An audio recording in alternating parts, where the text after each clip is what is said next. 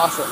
Well, thank you. Yeah, no worries, man. No, seriously. So, thank you. what gave you the concept to use a shipping container to do this? So I've seen a bunch of shipping container businesses before. Okay.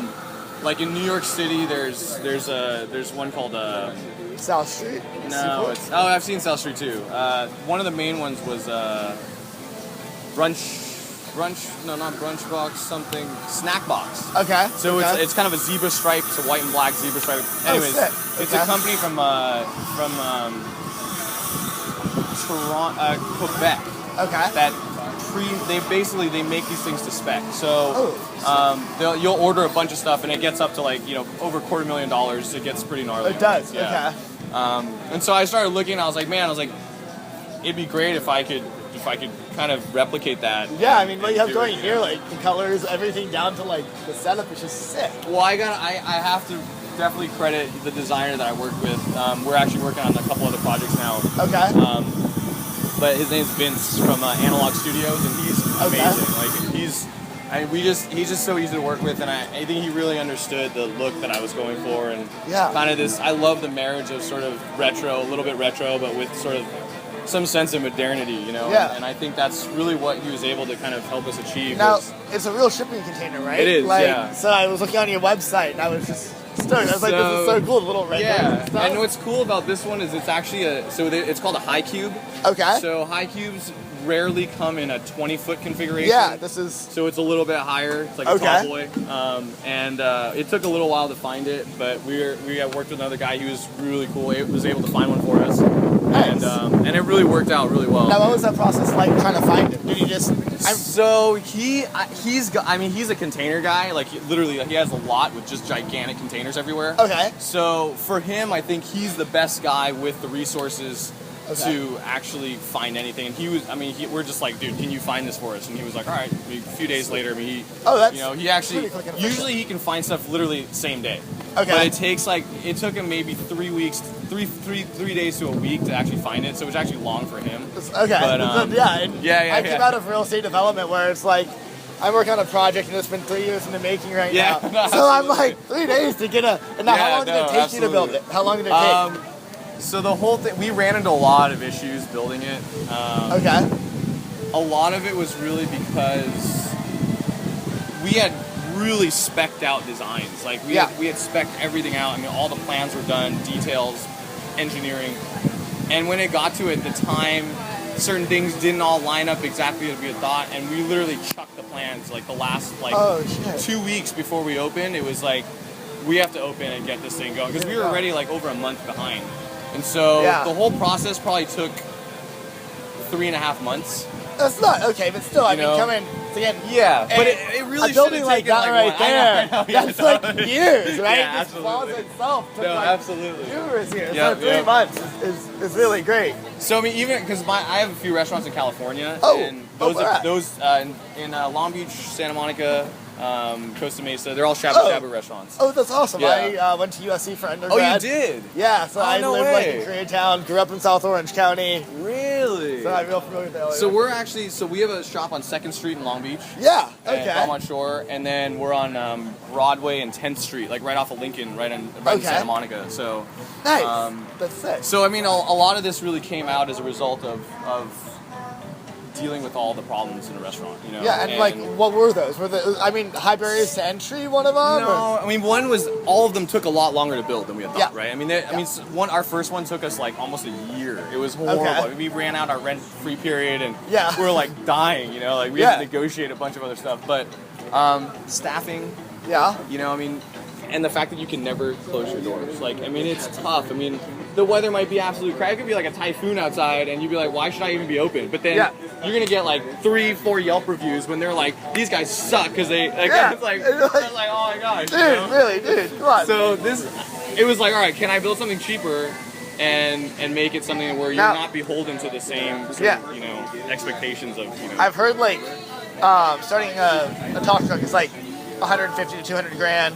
Doing a restaurant's $1 million plus. How does this compare to that? Is it pretty? It's definitely on the lower side. It's definitely on the cheaper side. It is. Okay. Yeah.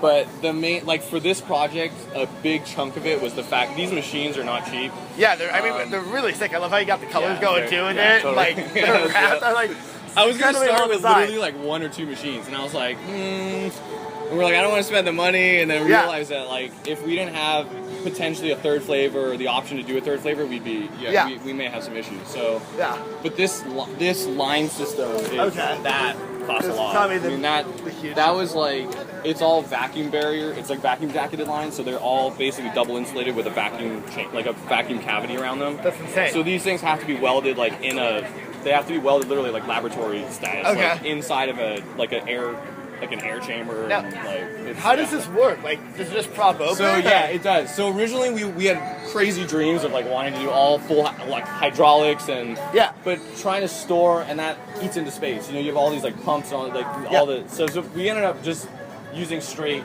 you know, pretty much just standard, you know, like now, little, like, they remind me of like what happened on like my dad's old station wagon. Yeah.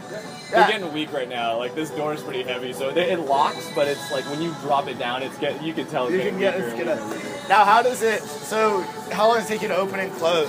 So, like in comparison, you have other restaurants. How long? It only this thing to open. The main thing is preparation. To actually open this thing, it'd probably take you like a few minutes. I mean, that's it. Yeah, it's fast. Yeah. And now, when I saw like the photos on your website, dropping it in, what was that like, and how did that work? I'd never seen I'd never seen them actually move it before until the day that they actually. That's a bit nerve-wracking. Yeah, so that crane came and just dropped this thing off, and I mean it's, I guess, a lot simpler than you would imagine, you know. And I had no idea that like a truck crane on wheels could actually take the weight and just drop well, it it's like if you ever look at the Port of LA. I remember totally. I used to row there, and I remember.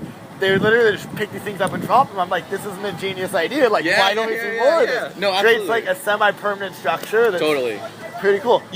Sorry, go ahead. Oh yeah, no. You were saying what school are you in? Graduate school design. So like literally right there. Oh, okay, awesome. Right there. Okay, very cool. Can you kind of walk us through like what the configuration was and how you got there? So originally part of the concept of this whole thing really was not wanting the customers to have to always look up at somebody, you know, like, because all the food trucks you go to, you're always looking up, you know? A lot of that is really the customer, it's the interaction with the service, and, you know, I mean, that's your business, you know, that's your face, you know, and I think trying to keep everything on ground level with more of a face-to-face interaction, you know, it definitely really feels like when you're standing here, like you're really interacting with someone. Absolutely. You don't feel like they're towering down, and it doesn't, I mean, I remember growing up and it was like, food trucks had a certain connotation. It was like, the roach coach. Yep, exactly, the roach coach. This totally sure. stigmatizes that, and it makes it just really, really cool. Now, what other kind of measures did you take to make sure it was still green? Because obviously, the shipping container, what else did you do?